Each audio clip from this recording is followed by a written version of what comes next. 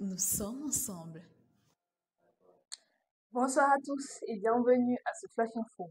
Nétrologie, le décès du sénateur Pierre-Henri Ngali. C'est avec une profonde tristesse que le Cameroun apprend le décès du sénateur Pierre-Henri, survenu à Paris.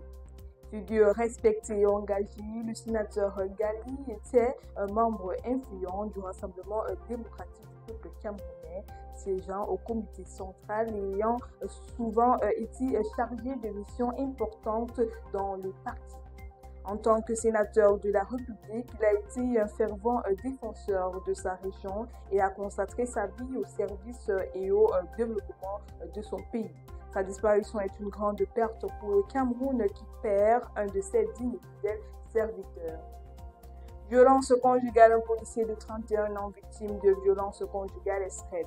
Après une dispute jugée normale avec sa femme, Dan est rentré du travail de nuit et s'est endormi. Sa femme a alors profité de son sommeil pour lui jeter de l'acide au visage. Elle a également versé de l'eau sur le sol de la chambre qu'elle a électrifiée, l'empêchant de s'échapper et le soumettant à un choc électrique. Secouru par ses voisins, Dan a survécu à cette agression, mais il a malheureusement perdu la vue de manière permanente. Son épouse arrêtée a été libérée sous caution, bien que Dan affirme lui avoir pardonné, il maintient sa décision de ne pas retirer sa plainte. Un revirement de situation dans l'affaire Merveille Bella. De nouvelles informations mettant en cause la culpabilité de Colin Bassena, le militaire qui était jusqu'à présent le principal suspect dans la mort de la jeune TikTokeuse Merveille Bella.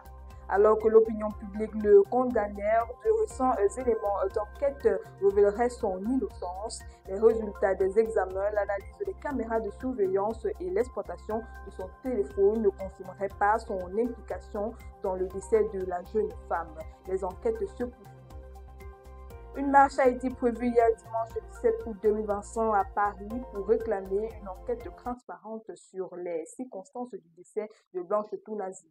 Alors que la famille de la défunte remet en question le certificat de décès de Blanche Tounazi et ses incohérences, des rumeurs annoncent qu'elle serait décédée à l'hôtel avant d'être conduite à l'hôpital.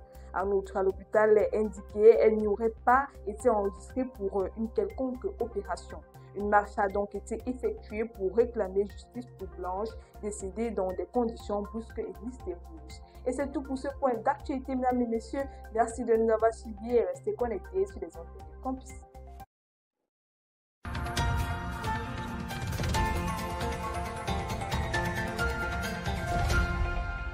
Campus TV, nous sommes ensemble.